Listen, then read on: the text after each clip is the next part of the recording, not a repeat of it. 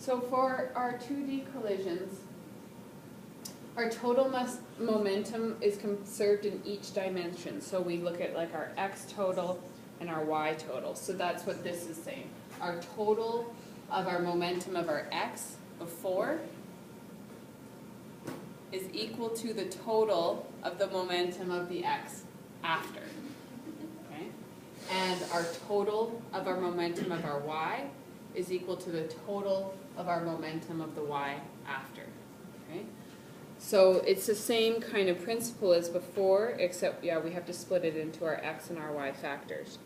So, yeah, and as you mentioned, Hayden, we need to use trig to separate these out. So just a reminder, as you guys all probably remember, all of your trig rules for cos is adjacent over hypotenuse, sine is opposite over hypotenuse, and tan is opposite over adjacent.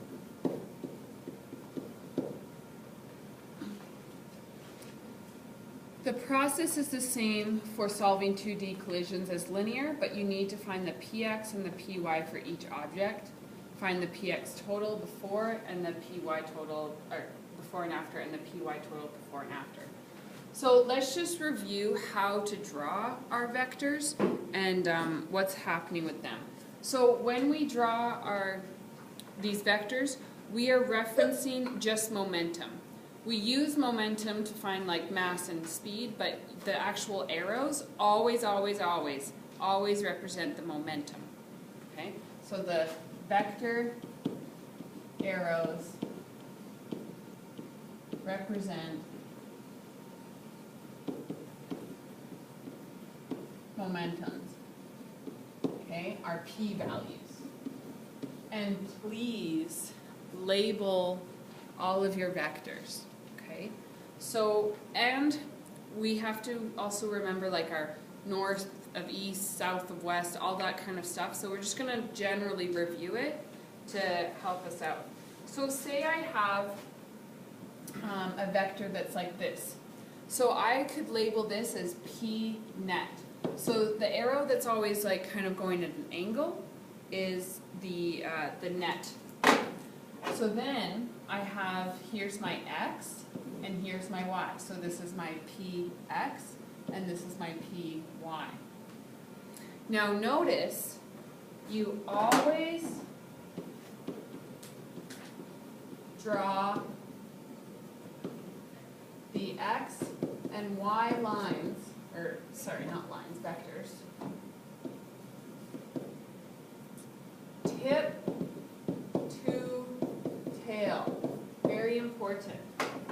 So don't worry about if that p net is tip to tail. Just always remember the x and the y need to have, like, this is the tip of the arrowhead, and here's the tail of the arrow. Okay, so tip to tail. Now, sometimes when we did this in Physics 20, you got mixed up about which angle do I take. Okay, so you always take the angle where it's at the tail of your net. Okay, so you go to the tail of your net, and that's where you find your angle.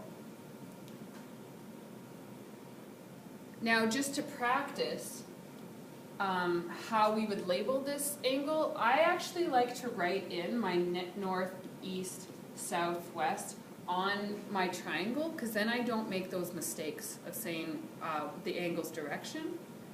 So if we were to describe this angle, how would we describe it in terms of northeast, southwest?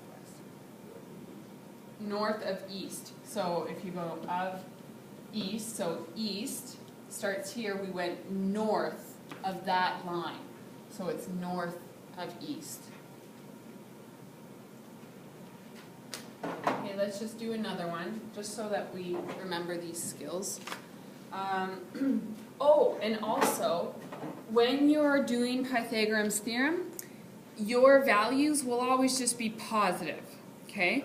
But because say like you have this one, it's not positive or negative, but these vectors, you need to choose if it's positive or negative. So which one, is this px positive or negative on the grid?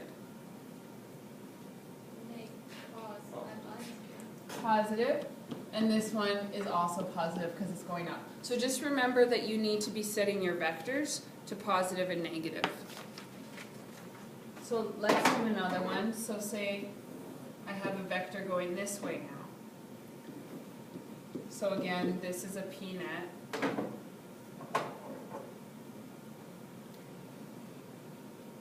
Going up, so we have our py, and going across is px.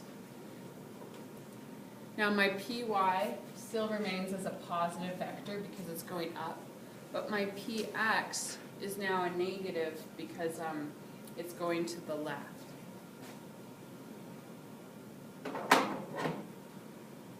Okay, now again, which angle do we find? We go to the tail of the net.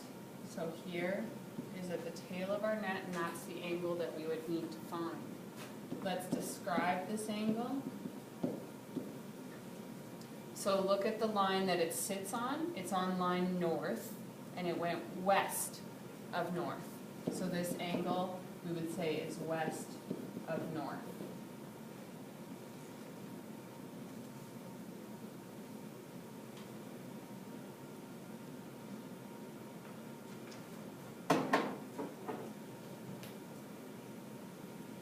Let's do another one.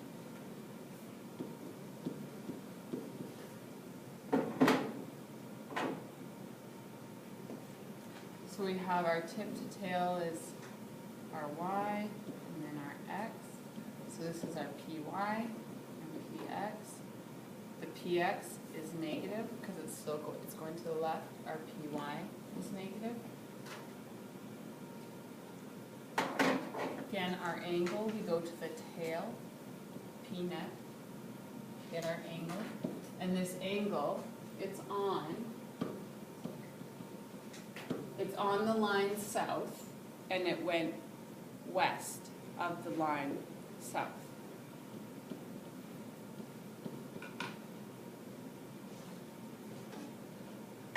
So those are just some examples to kind of review that whole concept of our grids and how we work with them.